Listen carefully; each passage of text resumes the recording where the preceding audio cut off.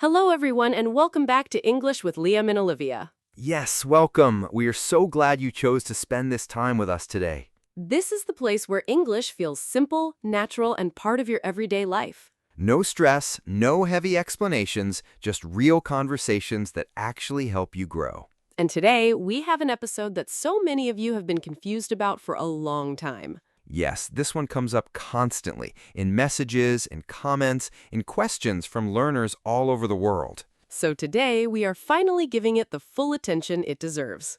But before we dive in, a small and sincere request from us. If this podcast is making your English journey a little easier, please like this episode right now. And if you have not subscribed yet, please do it. It only takes 1 second. Every episode we make is one more step forward for you. Do not miss a single one. Okay, so today we are talking about two very common English words. Two words that learners use every single day. And most of the time, even very confident learners mix them up. Not because they are not smart, but because nobody ever explained the difference in a real, human way. The two words are do and make. Do and make. They both feel like action words. They both feel like they mean the same thing sometimes. But they're actually used in very different moments of life. And once you feel that difference, you will never mix them up again. That is our promise to you today. Let us get into it. Let's start with the word do. Do is the word we use when we are talking about activities, tasks, and responsibilities. Think of do as the word for things you perform, things that are part of your routine or your duties. For example, every morning you wake up and you do your morning routine. You do not make your morning routine. Or at work, your manager asks you to do the report by Friday. She does not ask you to make the report. Do is about the action itself, the performance of a task, the doing of something that needs to be done. Think about your home.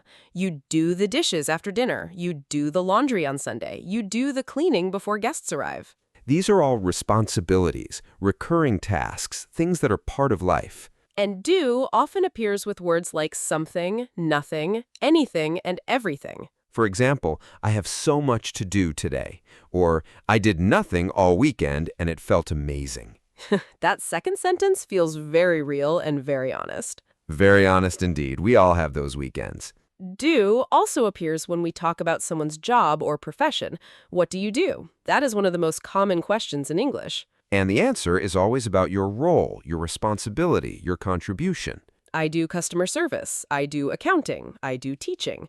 All of these use do because they describe an ongoing role or function. So do is about tasks, activities, duties, roles, and the performance of things that need to happen. It is the word for the work of life, the actions we carry out every single day. And here's something important. Do often feels more process-focused. It's about the doing, not necessarily about a final product. That distinction is going to matter when we compare it to make. But first, let's feel do a little more deeply. Think about effort. When you work really hard towards something, you do your best, not make your best. You do your best on an exam. You do your best in a difficult conversation. You do your best even when you're exhausted. That phrase, do your best, is one of the most human phrases in English. It's about effort, about showing up, about trying, even when it's hard. And we also use do when we talk about exercise and physical activities in a general sense. You do yoga, you do exercise, you do sport, not make yoga or make exercise. Because these are activities you perform, actions you carry out with your body and your energy. Do is everywhere in English. Once you start noticing it, you'll see it in almost every conversation. Now, say it with us. Everyone listening, repeat this sentence out loud. I will do my best no matter what. Say it again with full confidence. I will do my best no matter what. That sentence uses do perfectly. It's about effort, about action, about commitment. Keep that sentence close to your heart. Use it whenever you need strength. Now, let's talk about make. Make is the word we use when something new is being created or produced, when something comes into existence that was not there before. Think of make as the word for creation, for results, for things that are produced at the end of an action. The clearest example, you're in the kitchen, you make breakfast, you make coffee, you make a sandwich. Because at the end of that process, something new exists. The breakfast is there, the coffee is ready, the sandwich is made. Before you started, there was no breakfast. After you finished, there was. That creation is make. Another example, you sit down at your desk and you make a plan for the week. Before you sat down, the plan didn't exist. After you finished, it does. Or you sit with a friend and together you make a decision about where to travel next summer. That decision is new. It's created in that conversation. Make is also the word we use for communication things we produce and send into the world. You make a phone call. You make a comment. You make a suggestion. You make a complaint. Each of those things is something you produce and put out into the world. They are created by you. Think about emotions, too. We often use make when talking about causing feelings in others or in ourselves. That song makes me feel happy. Her kindness made me feel seen. His words made me feel more confident. In all of these cases, something is being produced, a feeling is being created, and make is the right word. Or think about impact. You make a difference in someone's life. You make an impression in a job interview. You make someone's day better with a small act of kindness. All of those use make because something is being created. Something new is coming into existence because of your action. And make also appears in some very common everyday phrases that you need to know. You make a mistake, not do a mistake, because the mistake is something that was created, even though you didn't want to create it. You make a promise because the promise is a new commitment that now exists between two people. You make an effort because the effort is something you produce and put forward. And you make progress because progress is something being built and created over time. These phrases are so common in daily English, and they all use make because they all involve creating or producing something. Say it with us now. Repeat this sentence out loud. Every day I make progress even when I can't see it yet. Say it again. Every day I make progress even when I can't see it yet. That is a beautiful and true sentence. Progress is being made even on the hard days. Especially on the hard days. Now let's put do and make side by side so you can feel the difference clearly. Think about work. You do your job every day. That's the activity, the role, the responsibility. You do your job every day, but when you finish a project, you make a presentation to show your results, because that presentation is something you created. You do research to gather information, but then you make a report to share what you found. The doing is the process. The making is the product that comes out of the process. At home, you do the cooking as a daily activity, but specifically tonight, you make pasta for dinner. The general activity of cooking is do.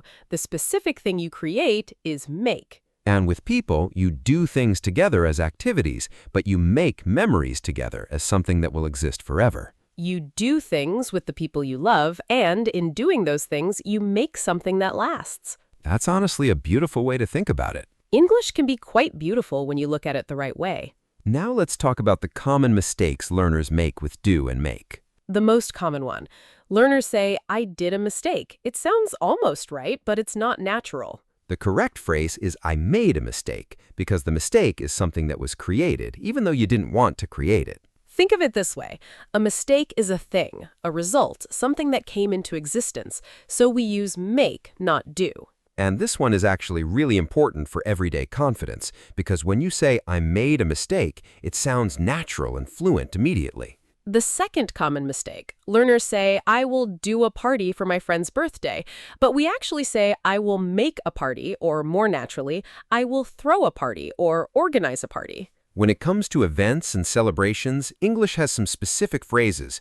You make plans for a party, you make arrangements, but the party itself you throw or organize. So if you want to use make or do here, say, I'm making plans for a birthday celebration. That sounds very natural. The third mistake, learners say, can you make me a favor? But the correct phrase is, can you do me a favor? A favor is a task, an action someone performs for you, so we use do, not make. Do me a favor, not make me a favor. Do me a favor is one of the most commonly used phrases in everyday English. Once you know these three corrections, so much of your English immediately sounds more natural. And remember, making mistakes with do and make does not mean your English is bad. It means you're learning, it means you're trying, and that's everything. Now let's bring do and make into real daily life situations together. Imagine Monday morning. You wake up already feeling the weight of the week ahead. You do your morning routine, wash your face, brush your teeth, get dressed, the familiar tasks of every morning. Then you make a coffee because that coffee is being created. It didn't exist before you turned on the machine. You sit down and you make a to-do list for the day, because that list is something new you're producing to help yourself stay organized. Then you start working through the list. You do your emails, you do your meetings, you do your tasks one by one. At some point, a colleague comes to you and says, "Can you do me a favor and review this document?" You say yes, of course. You do the review, and then you make a few suggestions for improvement. The review is an activity you perform. The suggestions are things you create and offer. By lunchtime, you decide to make plans to meet a friend after work because those plans are being created right now in your mind. After work, you meet your friend. You do something fun together. Maybe you go for a walk or explore a new area of the city. And in doing that together, you make a memory, something that will stay with both of you. One day, so many uses of do and make, all completely natural, all completely human. Let us try a relationship situation now. You and your partner have been very busy lately. You both feel the distance, so one evening you sit down together. You make a decision to spend more quality time together every week. That decision is new. It is created together in that moment. You make a promise to each other to put your phones away during dinner. The promise is something new. It now exists between you. And then you do it. You follow through.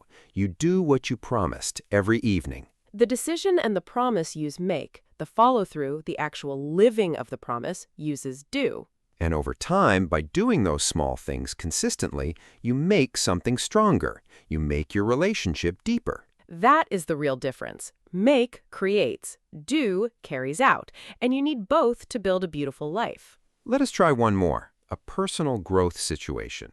You decide you want to improve your English, so you make a plan. You decide what to study, when to study, and for how long. Then every day you do the work. You do the listening practice, you do the reading, you do the exercises. And slowly, over weeks and months, you make progress. Real, visible, wonderful progress. You made the plan, you did the work, and together those two things created something beautiful, real growth. Make the plan, do the work. That is the formula for anything worth achieving in life. And honestly, that applies to English and to everything else, too. Say it with us one last time. Everyone listening, repeat this out loud. I make a plan and I do the work every single day. Say it again. I make a plan and I do the work every single day. That sentence has both words used perfectly, and it is a sentence worth living by. Let us bring everything together now. Do is for activities, tasks, duties, and responsibilities, things you perform, things that are part of your role or routine. Make is for creation, production, and results, things that come into existence because of your action. Do the dishes, do your best, do your job, do someone a favor, do exercise. Make breakfast, make a plan, make a mistake, make a promise, make a difference, make progress. And when you're not sure which to use, ask yourself one question. Am I performing an activity or am I creating something new? If you are performing, use do. If you are creating, use make. That one question will guide you almost every single time. And even if you choose the wrong one sometimes, that is completely okay. You're learning, you're growing. Every mistake you make is actually progress in disguise, and that's the truth. You have already shown so much courage just by pressing play on this episode today. Keep going, keep practicing, keep showing up. Your English is getting better every single day, even when it doesn't feel like it.